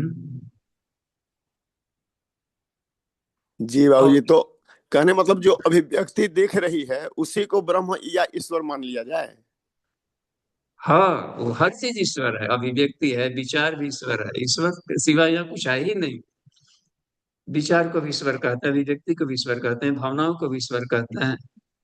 तो वैरायटी वैरायटी के ईश्वर का रूप न होगा तो हम खेलेंगे कैसे? कभी दादाजी घोड़ा बन जाएंगे, पीठ पर बैठो, कभी ये करो। और भावनाओं का व्यक्ति देखे, कोई सब वहां पर एकदम एक गजब है, वो सारे नियम तोड़ देता है भावना। वो जैसा रहेगा वैसा। देखिए राष्ट्राध्यक्ष कोई आ रहा है, सारे प्रोटोकॉल तोड़ करके कोई एनुअल ऐसे करने में, वो भावनाएं भीतर थी जो कि अपने अभिव्यक्त हो गई, उसको रोका नहीं जा सकता, एकदम मगन हो गए, सारा भूल गए, भूल गया था वह, एकदम चल रहे थे। तो मूल कारण वही है, कारण वही है, भाव संवेदना, आपका स्नेह प्रेम आत्मीयता, वही मूल कारण है। वही करवा देगा आपको। झिन रे झिनी भी नहीं चलेगा, स्वेटर बुन रही है कोई माँ अपने शिशु के लिए, कितना उसमें प्रेम भरा है, ये देखिए उस प्रेम का आनंद लीजिए, कितना उसमें तन्मयता भरी है। और गदगद हो जाते हैं पहना कर किसी को देकर। तो वो मूल कारण वही है, भाव संवेदना स्नेह प्रेम, बाकी सब कुछ उसकी अभिव्यक्ति है। ठीक है। जी जी, धन्यवाद बाबू जी। हाँ। अब प्रेम दिखेगा कभी? भावनाएं कहाँ दिखेगी उसके? जब शब्द बोलेगा तो उसमें भावनाएं थोड़ी बहुत घुली रहती है, उसमें से कुछ तैर करके आ रही है, लाइक 100% कहाँ आ पाती। तो उसके लिए खुद हृदय ही चाहिए, हृदय से हृदय की बात बराबरी, जहां सिर्फ आंसू और स्नेह काम आते हैं, मौन हो जाता है। परमेश्वर स्तुति मौन शब्द नहीं है, परमेश्वर को प्रशंसा करने के लिए कोई शब्द ही नहीं, इसलिए मौन को ही कह दिया कि यही स्तुति। क्या बोले, कुछ शब्द नहीं। बहुत लोग लिखते हैं कि आपके पर कोई शब्द नहीं हमारे पास है, कैसे लिखे? तो शब्दों से परे है। अनुभव तो जरूर हो रहा है, ऐसा नहीं है कि अनुभव नहीं हो रहा। जी जी जी ठीक है। जी, धन्यवाद बाबू जी। धन्यवाद। ये सुमन जी अपने आगे आप को म्यूट कर लीजिए। प्रणाम बाबूजी। जी बाबूजी प्रणाम। बाबूजी मेरा प्रश्न पैंगलोपनिषद से है। हम्म पैंगलोपनिषद में जो सत्य रज तम तीनों में जो रह के भगवान ने सृष्टि की रचना की, उसमें सतोगुण वाले में जो आता है ना, उसमें लिखते हैं कि पंचवृत्तात्मक अंतःकरण की मैंने रचना की और चौथे भाग से ज्ञानेंद्रिय का सृजन किया। तो अंतःकरण को तो हम लोग चार भाग में बांट पाते हैं, मन, चित्त, बुद्धि, अहंकार। तो यहाँ पंचवीतात्मक से क्या मतलब है, कि मतलब क्या कहना चाह रहे हैं? थोड़ा सा प्रकाश चाहिए बाबूजी। इन चारों को मिला देंगे तो एक पांचवा बन जाएगा, अमलगमेशन। उसको अंतःकरण कहेंगे। मन एक, बुद्धि दो, चित्त तीन, अहंकार चार, और पांचवा अंतःकरण। इन चारों को मिला करके उसका अलग नाम हो जाएगा। जैसे गंगा एक, जमुना दो, दोनों को मिला दिया सरस्वती, तीसरी बन गई। जबकि उसकी अलग सतह ने फिर भी तीन नदी कहलाने लगी, दोनों का मिश्रण था वो। इधर से मिला दिए, पीला भी मिला दिए, उधर से नीला भी मिला दिया, हरा एक अलग गया, हरा रंग डाला, देखिए जीवन हरा हरा हो गया। और उसका कोई कलर ही नहीं है, लेकिन फिर भी हरा का कलर बन गया। तो मिश्रण करते जाइए, मन हो गया, बुद्धि हो गया, दोनों को मिला देंगे तो चित्त हो गया। इसके मिलते हुए जो अपनी बना, एक संकल्पना बनी, उसको अहंकार कह दिए।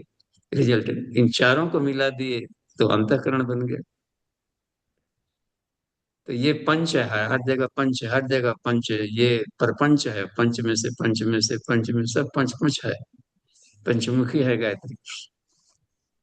अंतःकरण का काम, जैसे मन का काम है प्लानिंग करना, ठीक है, बुद्धि काम है निर्णय लेना, ये भी ठीक है। चित्त का काम है संस्कारों को अपने भीतर में स्टोरेज करके रखना। अहंकार का काम है उसके आधार पर एक मान्यता बना लेना, रिजल्ट है। और इन चारों मिलकर क्या करते हैं, रिसर्च करते हैं। रिसर्च में चारों की जरूरत पड़ती है। तो अंतःकरण का सब्जेक्ट है रिसर्च, अनुसंधान। जी ठीक है, धन्यवाद स्वामी जी। धन्यवाद। आगे बढ़ते चलिए।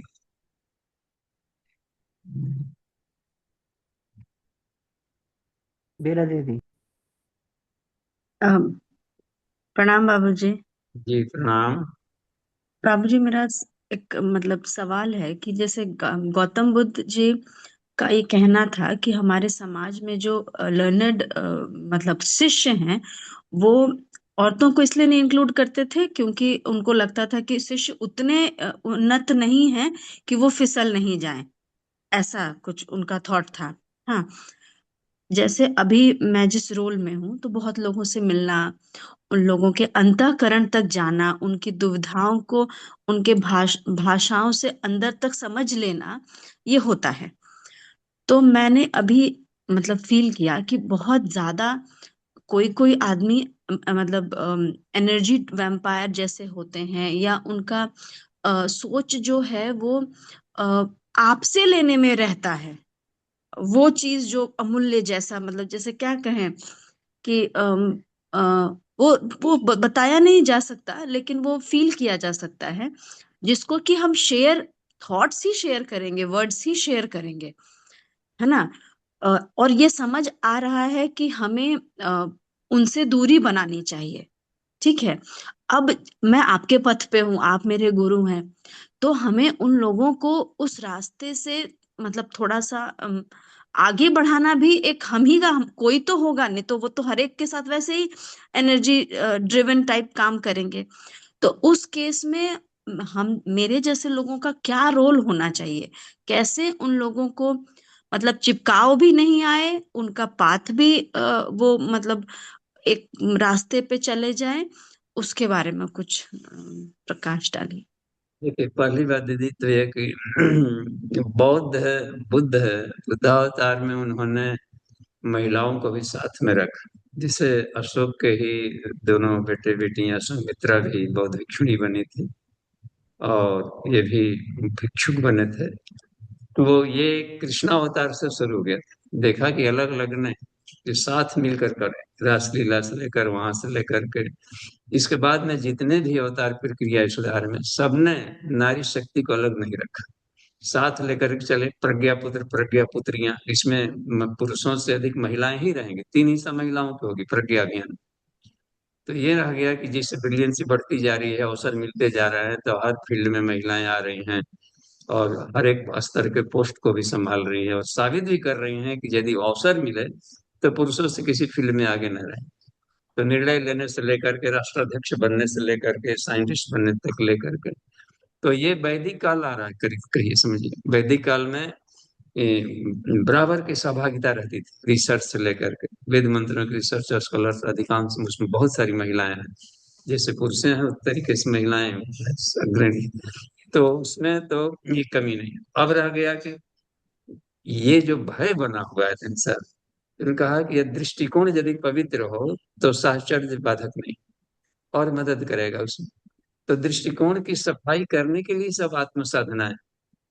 तो आत्म साधना है ना कि सिर्फ पुरुष को महिलाओं को दोनों को करना है। तो जिनको बिलीव लेवल है बढ़ाते हैं, कितने तो जानबूझकर बढ़ाते हैं कि नहीं बच्ची है तो 10 पुत्र समा 1 कन्या, अभी तो इसी को पढ़ा लिखा कर करें।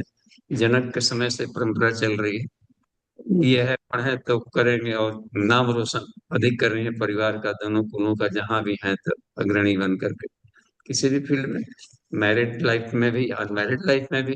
कितना तो होल लाइफ अनमैरिड रह करके राष्ट्र सेवा की है, करती रही है। तो इसमें भेद दृष्टि नहीं रखा गया भारतीय दर्शन में। जहां पर भेद दृष्टि है उसको कहा जाता है कि यहाँ संस्कृति का उत्थान नहीं, नारी का सम्मान जहाँ नहीं है वहां संस्कृति का उत्थान नहीं है। तो इस तरीके से लिया गया पदम नारी। अब इसमें रहा कि भावनाओं को बढ़िया समझ सकते हैं, हैंडल कर सकते हैं, तो उसमें आगे आना चाहिए। गायत्री मंत्र महिलाओं को अलग आदेश देता है, जिसमें कि वदव नारी बिना पुण्यो निर्माता मनुसंत थे। महत्वम रचना सकते स्वस्य नार्य ज्ञाता, महिलाओं को भी आगे बढ़ने के लिए खुद प्रयास करना चाहिए। दूसरों पर आश्रित नहीं कि पुरुष का है, पुरुष लिख तभी करेंगे, नहीं, हम खुद समर्थ है कि कर सकते हैं और अपने को प्रूव कर सकते हैं। और पुरुषों के लिए अलग कहा है कि आप उसमें हेल्प करें, रुकावट ना डालें, हेल्प करें उनको आगे बढ़ने में और ये विकसित करने में सारा संसाधन लगा दें। तो धन्यवाद, और बेहतर है क्योंकि हाँ, चक्रों में कोई अंतर नहीं, शरीर के भीतर में एनाटॉमिकल जो है उसमें कोई अंतर नहीं, आत्मा में कोई अंतर नहीं। तो मैं पुमान स्त्री, तुम पुमान, आप ही स्त्री आप ही पुरुष हैं, तुम कुमार उतवा कुमारी, आप ही कुमार हैं आप ही कुमारी हैं। तो इसलिए उसमें नो। ठीक है, धन्यवाद, आगे बढ़िए नितिन जी, अमन जी। जी शैलेश जी, अपने आप को अनम्यूट कर लीजिए। जी प्रणाम बाबू जी। जी प्रणाम। बाबू जी कभी क्या बोलते, भागवत गीता पढ़ते हैं तो ये कृष्ण भगवान कहते हैं कि मुझको ही भज, मुझको एक रस आओ। गीता पे जब यथी पढ़ते हैं गायत्री महाविज्ञान, तो उसमें गायत्री माता का महिमा है। तो ये कभी कभी फंस जाता है बाबू जी कि इनको भज रहे हैं तो ये गलती नहीं ना हो रहा है, ये दिक्कत हो जाता है कभी कभी। सर्वम खलिदम ब्रह्मा, यहाँ ब्रह्म के सिवा जब कुछ नहीं है, गॉड इज omnipresent प्रेजेंट, तो फिर उस हालत में क्या अंतर पड़ता है? किसी की भी साधना करें हम, उसके साइंस को समझ कर उसका लाभ, कोई सब्जेक्ट तो पढ़, फिजिक्स आर्ट साइंस वगैरह, तो उस साइंस का लाभ ने अपने जीवन को शानदार बनाना है, काम खत्म। तो गायत्री की साधना यौगिक साधना मान लें बाबूजी, और यौगिक साधना करते हुए ब्रह्म को पाना है, तो सच्चिदानंद को भी प्राप्ति हो जाएगा और यौगिक क्रिया दोनों अंतर मिल मिल जाएगा। फिर से जैसे यौगिक क्रिया करेंगे तो गायत्री की साधना हो जाएगी, और ये फिर जब ब्रह्म को पाना है तो साक्षात परमेश्वर को पाना, माने कि कृष्ण को पाना है, तो उसका ध्यान करेंगे तो दोनों क्रिया एक साथ हो सकता है, ऐसा भावना आ सकता है। तो ये नाम आपको डिस्टर्ब कर रहे हैं, गायत्री, जी जी कृष्ण, जी जी जी राम जी वगैरह, तो इन नामों के परिधि से ऊपर उठिए। जी सारा का सारा सिर्फ प्रकाश युक्त ऊर्जा है, जी सारे लाइट से बने हैं। तो किसी की भी कर रहे हो तो साइंस है, गया माने तो प्राण होता है। आपने कोई महिला की कल्पना कर लिए होंगे, कपड़ा पहने हंस पर चढ़ते टहलते, तो अपनी बाल बुद्धि है वो। जी प्राणी की एनर्जी होता है, प्राण को गया माने प्राण होता है, गायत्री माने प्राणी की एनर्जी को हम कंजर्व करें, बढ़ावें, लाभ लें। अब कृष्ण कहा जाता है तो कृष्ण कहा जाता है प्रकृति और ब्रह्म के एकत्व को, तो नाम से क्या अंतर पड़ गया? तो हमने आपने बांसुरी वाला कहीं फोटो देख लिए तो वैसे ही करें, हमेशा जी बांसुरी लेके थोड़े आएंगे, बुद्ध बन के आ जाएंगे तो बांसुरी फेंक फाक के आ जाएंगे कि नहीं, बांसुरी बजाने पर इन दिनों बात नहीं बनेगा, सब लोग कहेंगे कि 4 रुपया लीजिए एक अब गाना सुनाते रहे। अभी जी मत्स्य अवतार में भी नहीं आएंगे लोग, ऐसे ही चौराहे पर काट के खा जाएंगे। अब तीर धनुष से भी काम नहीं चलने वाला है, इंटर कॉन्टिनेंटल मिसाइल बन गया, क्या तीर धनुष काम आएगा? तो अब है कि एक काम आ सकता है, ज्ञान काम आ जाएगा, जो तो हर युग के अनुसार अलग स्वरूप में आना पड़ता है। तो एक ही सत्ता विभिन्न रूपों में आती है हर जगह। तो हमें भेद दृष्टि से ऊपर उठना है, किसी की उपासना करने में उसके अर्थों को देखिए, क्यों आए, क्या करने आए थे, उद्देश्य क्या था? तो सिर्फ ज्ञान देने आए थे, गीता का ज्ञान, ज्ञान दिए चल पड़े। उन्होंने अपने लाइफ स्टाइल से दिखाया कि आज के युग में भी ऐसे जिया जा सकता। बुद्ध ने भी आया, ज्ञान दिया और अपने लाइफ स्टाइल से बताया। तो हर युग की समस्याओं के समाधान के लिए अपनी एक पाथवे बनाना पड़ता है, तो कोई बंधन नहीं। तो यही कहते हैं तत्व दृष्टि। ठीक है, धन्यवाद बाबू। जी बाबू जी। ठीक है, प्रणाम बाबू। धन्यवाद। वीरेंद्र प्रसाद यादव जी का प्रश्न है। बाबूजी प्रणाम। क्या आहार का प्रभाव स्वाध्याय एवं सत्संग से अधिक होता है? कृपया प्रकाश डाला जाए। अधिक तो नहीं होता है लेकिन प्रभावित करेगा। अब मान लीजिए आहार कैसे, भोजन, और भोजन प्रभावित करेगा आपके स्वाध्याय और सत्संग, तो प्रभावित कर सकता है। और भोजन जैसे मान लीजिए अभी जाना है क्लास में और एक बोतल दारू पी लिए, तो हमको नहीं लगता कि रिक्शा पकड़ पाएगा, वो नालियों की तरफ चल पड़ेगा, भूला जाएगा कि एग्जाम देने जाना है, कहाँ जाए। तो इसका मतलब है कि केमिकल है वो, और केमिकल है और शरीर भी केमिस्ट्री से बना है। तो एक केमिस्ट्री दूसरे केमिकल को मारेगा, गलाएगा, रिएक्शन करेगा, तो वो तो अपना प्रभाव डालेगा ही डालेगा। तो अब रह गया कि अध्ययन, और इतना ज्ञान बढ़ा लिया कि हर जगह ब्रह्म दिखता है, तो क्या दारू क्या पानी के अंदर पड़ रहा है। तो यदि अपना मेंटल स्टेट बहुत ही ब्रिलियंट हो गया, तब भोजन के प्रभाव को काट देगा। और यदि अभी कमजोर है, तो फिर टोना टटका लगते रहेगा। तो स्ट्रांग बनना होता है, तो एक दूसरे को प्रभावित करेंगे बस। स्वाध्याय से भोजन भी प्रभावित होगा, और भोजन से स्वाध्याय प्रभावित होगा। इसलिए विद्यार्थी जीवन का है ना, अल्पाहारी बनो, का चेष्टा करो, ब्रह्मचर्य रहो। तो क्योंकि इसमें बीर्ज का क्षरण हो जाएगा, तो फिर वो दिमाग खोखला हो जाएगा, उसको ब्रिलियंसी खत्म हो जाएगी। तो जो जो इफेक्ट डालते हैं, तो वही गृहस्थ जीवन में आ गया, पक पका लिया तो संतति भी उत्पन्न करेगा, ब्रह्मचारी भी बना रहेगा। तो ये निर्भर करता है, सब एक दूसरे को अपने प्रभाव डालते हैं, सिम्बायंट्स कहते हैं इसको। जी, क्लियर हो रहा है नितिन जी? जी जी बाबू जी जी जी जी। क्लियर हो हाँ। अच्छा जी, अमन जी देखे तो, और कहीं से हैंडरेज है कहीं? जी। अभी हैंड रेज नहीं बाबू जी कोई भी। हम्म, तो आज के सारे प्रश्न खत्म। चलिए, 8 मिनट टाइम है, तो आप कुछ पूछिए। आज तो था गीता साइंस, जी उपनिषद। बाबू जी, ये तो जैसे अभी कह रहे हैं इनका अ, वीरेंद्र प्रसाद यादव जी का प्रश्न है, तो जो आपने स्थिति बताई है तो बहुत ही परमहंस स्तर की स्थिति हुई कि जहाँ पर प्राण इतना परिष्कृत हो जाता है कि जहाँ पे कोई भी चीज असर नहीं करती है। नहीं तो अब ज्ञानी व्यक्ति भी कुछ खाएगा, कुछ दिमाग में तो उसके रिएक्शन होंगे ही होंगे। तो अब वो हाँ। या तो ज्ञान के द्वारा रिएक्शन को काटे, और या फिर हम्म, जो है थोड़ा भी कहीं गड़बड़ होती है तो फिर वो व्यक्ति फिसलता भी है उस हाँ, स्थिति में। हमारे अपने भोजन को तब तक मेंटेन करना है जब तक से कि पकड़ गया। अब गोलगप्पा है, हम चले गए हर जगह, तो खाने को मनाही नहीं है कि मत खाओ, पेट मजबूत कर लो, तब तो कोई दिक्कत नहीं, सारे सृष्टि को खा करके चलेगा। अब पेट कमजोर है तभी जाके खाने लगे, तो अब डायबिटीज हुआ है मिठाई खाने लगे, तो क्या कहेगा, तो फिर दिक्कत आ जाएगी उसको। और नहीं हुआ है तो खूब खाओ, बारात है, पार्टी है। तो क्षमता के आधार पर ही पुस्तकें बताती हैं कि ये क्वालिटी है, तो इस क्लास में ये सिलेबस चाहिए, इससे कड़ा सिलेबस इसका पगला जाएगा, अटेगा नहीं, दिमाग में अटेगा ही नहीं। तो जिस तरीके से, इसलिए निर्भर करता है कि पात्रता के आधार पर ही सब प्रैक्टिकल्स किए जाते हैं। उसकी पोटेंसी कितना है, इलास्टिसिटी कितना है, इसके आधार पर उसका क्या बिहेवियर होना चाहिए। तो इसको शास्त्र कहते हैं, जी जी बाबू जी यथा जी योग्य व्यवहार की प्रक्रिया बताने वाला। और वो बंधन नहीं है, जैसे ही पास कर गया तो अब वो उसके लिए वो बिल्कुल गौण हो गया।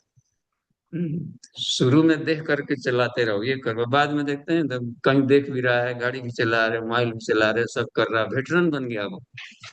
अब वो नहीं डूबेगा, लेकिन शुरू में इधर उधर छटके बस दुर्घटना घटे। तो जी वो मेच्योरिटी के आधार पर निर्भर करता है, कौन कितना मेच्योर्ड है। जी। जी बाबू जी, एक चीज और है, जैसे तत्व ज्ञान वाली बात होती है कि तत्व ज्ञान को पकाया जाए, तो स्वाध्याय तो किया जाता है तत्व ज्ञान का। हम लोग उपनिषद पढ़ रहे हैं और ये उच्च कोटि का साहित्य पढ़ रहे हैं, चर्चाएं भी सुनते हैं। और क्या चीज हम लोगों को चाहिए कि तत्व ज्ञान हमारा पकता चला जाए? देखिए, स्वाध्याय के साथ में सत्संग जरूरी है। अपने से पढ़ेंगे तो पूरी तरह समझ में नहीं आता, एक्सपर्ट से बात करिए, फिर फ्रेंड बनाइए जो आप ब्रिलियंट हो सब्जेक्ट में, उन लोगों को। स्वाध्याय सत्संग, इसके बाद है मनन चिंतन। खुद हम मनन करें और खुद प्रैक्टिकल करें, तो कुछ अनुभव मिल जाता है, कुछ नया भी खोज लेंगे जो शिक्षक के पास भी नहीं। तो ये चारों मिला करके स्वाध्याय बनते हैं, और सेल्फ स्टडी में देते। देखिए, एक और हैंडरेज है, वहां से देखिए तो आज। सुमन दीदी। हाँ बाबूजी, मैं जी, ना अभी प्रणाम। अभी मैं रिसेंटली ना पांडिचेरी गई थी। गुरुदेव का स्पीच, मुझे तो गुरुदेव का एक स्पीच में बोलते हैं कि श्री अरविंदो फेल हो गए, बट मेरा मिशन फेल नहीं होगा। मैंने सुना है उनको बहुत बार, ये लाइन मुझे क्लिक करती भी है थोड़ी। लेकिन मैं पांडिचेरी पहले भी गई थी और अभी रिसेंट में 5 दिसंबर को ही मैं गई, उनका समाधि दिवस था। तो मुझे इतना पीस फील हुआ वहाँ। तो वो तो फेल नहीं हुआ। ये अलग चीज है कि श्री अरविंदो की फिलोसफी इतनी हायर लेवल की है। मदर का लैंग्वेज जो था फ्रेंच और इंग्लिश था, तो हर कोई के लिए वो लेवल लेवल का नहीं है। तो इतना साइलेंस, इतना डिवाइन साइलेंस था वो पिन ड्रॉप साइलेंस उसको नहीं बोलेंगे। तो गुरुदेव उनको फेल कहते हैं, और हम लोग खुद को फेल मान रहे हैं कि गुरुदेव जो बोलना चाह रहे हैं हम नहीं कर पा रहे हैं। तो ये तो कंट्राडिक्शन हो रहा है। मुझे तो नहीं लगता है कि श्री अरविंदो सोसाइटी फेल है, और किसी को नहीं लग रहा है, इसलिए लोग जुड़ रहे हैं। तो वो गुरुदेव क्या कहना चाह रहे हैं उस स्पीच में कि श्री अरविंदो फेल हो गए बट मैं नहीं फेल होऊंगा? तो थोड़ा सा प्रकाश दीजिए तो। देखिए, इसमें जो गुरुजी श्री अरविंदो के साथ में रहे भी हैं, और जब 7 महापुरुषों की जन्म कुंडलियां बनी थी तो ये 7 वर्ष के थे, और वो इच्छित हो चुके थे, तो वो फुल फॉर्म में थे। तो इस तरीके से बात थी, लेकिन महापुरुषों में इनकी भी थी समकक्ष। तो वो जो उनका एक सपना था जो श्री अरविंदो का, अति मानसिक लेयर में ले जाता, क्योंकि जब तक से विज्ञान में उसमें साधक नहीं जाएगा, सिद्ध प्रज्ञ नहीं बनेगा, तब तक से संसार के चिपकाव में पड़ा रहेगा, दुख कष्ट में पड़ा रहेगा। तो उसमें ले जाने के प्रयास किए। तो उस प्रयास में गुरु जी का भी प्रयास यही रहा। कहा कि वो उनका असफल, माने जितना कल्पना किए थे उसके लक्ष्य अनुसार नहीं मिला। टारगेट के अनुसार निकाला जाता है परसेंटेज, कि ये अनुमान था उतना नहीं हुआ तो उसको कहा जाएगा फेल। और यदि अनुमान के अनुसार होने लगा तो उसको कहेंगे कि पास हुआ। 100% से भी अधिक परसेंटेज होता है। टारगेट फिक्स कर दिया इतना, उससे अधिक अचीव कर दिए तो 100% से भी अधिक आ जाएगा परसेंटेज। तो ये इनका कहना था कि हमारा भी है अंतःकरण अतिमानसिक लेयर में ले जाना, श्री अरविंदो का ही काम। लेकिन इतना हम सरलीकरण कर दिए हैं, पंचकोश की सरल साधना बना दिए, सरलीकरण। तो इस सरलीकरण के आधार पर इन्होंने कहा कि हमारा फेल नहीं होना चाहिए, बालक भी करेगा, बूढ़ा भी करेगा, बहुत अधिक ज्ञानी की जरूरत नहीं है। तो इस उद्देश्य में कहा है। और शिक्षक जो होते हैं अपने अपने टारगेट के आधार पर हर बार ओलंपियाड में ब्रेक तोड़े जाते हैं रिकॉर्ड। इसका मतलब है कि वही अंतिम सीमा नहीं है। तो इन्होंने थोड़ा सा ऐसा किया कि ऐसा सर्विसिंग कर दें कि आने वाला 1,000 पर वर्षों तक काम करता रहे। जी तो बाबूजी। ये प्रयास है, तो इसको सम्मान कहेंगे, न कि उनको अपमान करना। तो जी। बाबूजी, तो हम तीन देखिए क्या। हैंड रेज हो रहे हैं बाबूजी अभी हमारे पास में। तो मेरा तो निवेदन है, चलिए सुमन 100 ले दीदी एक लेते बार हैं शेयर दीदी। कर दें उसको, जो है वीडियो को जरूर शेयर कर दें सुमन दीदी। हाँ ठीक। जी ठीक है। शंकर मिश्रा जी। हाँ, मिश्रा जी को लीजिए। हाँ, प्रणाम बाबूजी। जी प्रणाम। बाबूजी मेरा दो प्रश्न है। एक प्रश्न ये है कि बाबूजी आपने कहा कि मन शाश्वत है, जबकि शून्य अवस्था में बाबूजी मन शून्य में विलीन हो जाता है, मतलब कोई थॉट नहीं रह जाता बाबूजी। और हम्म दूसरा प्रश्न है बाबूजी कि वासना की खूंटी अंदर है कि बाह्य जगत में है बाबूजी?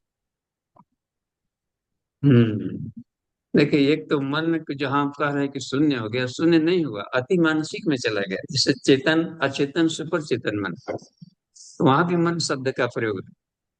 तो मन का एक ऊपरी वाले लेयर में चला गया। इस मन यहाँ पर शून्य हो गया, बाहर का बहाव बहाव बंद हो गया, तो इधर से बंद हो गया, लेकिन कहीं चला गया, इससे सीनियर में जाके विलीन हुआ है। जी, सुपर मानसिक स्तर। और जो चिपकाव है, बहाव है, वो बाहर नहीं, मन के भीतर होता है। मन के भीतर में हा है, मन के भीतर में क्रोध है, मन के भीतर में तृष्णा है, मन के भीतर में दिख नहीं रहा है तभी दिमाग में उसी का तस्वीर घूम रहा है, वो मन के भीतर में आसक्तियां होती है, जिसको चित्त में कहते हैं। तो चित्त में सबसे रहता है, जिसको धारणा कर सकते हैं। कौन से, कहाँ भी है धारण, हृदय में क्या धारण कर, चलते फिरते क्या सोचते रहता है व्यक्ति। तो वहां पर इसको बात रखी। जी ठीक है, देख लेते हैं सुशील जी का समापन। इस समय हो जी गया, प्रणाम। फिर भी देख। जी। प्रणाम प्रणाम प्रणाम बाबूजी। जी प्रणाम। बाबूजी मैं ये कह रहा था, अभी अमन जी ने पूछा था ना, तत्व दृष्टि या तत्व ज्ञान, मतलब ये जो तत्व ज्ञान तत्व दृष्टि जहाँ तत्व लगा हुआ है, इसका थोड़ा सा सरलीकरण बता दो। Absolute truth. जी ठीक है, धन्यवाद उसको शांति देखा बाबू। कैसे जाए? जी। देखा कैसे जाए? हाँ, प्रैक्टिकल से फील किया जाएगा, देख नहीं सकते। सत्य को हम देख नहीं सकते ना, वो तो ये है, आकाश को ही नहीं देख पा रहे हैं हम लोग, मन को नहीं देख पा रहे हैं, भावनाओं को नहीं देख पा रहे हैं। तो सिर्फ फील किया जा सकता है कि ये व्यक्ति हमसे प्यार करता है, इसके एहसास कर सकते हैं भीतर से। ठंडा को नहीं देख रहे हैं, लेकिन ठंडा फील कर रहे हैं। तो वो ठीक है बोधक बाबू आ जी। जाएगा जी जी। प्रणाम। ठीक है, धन्यवाद। अभी शांति पाठ कर लें, समय हो गया। ओम शांति शांति शांति। समाप्ति। प्रणाम।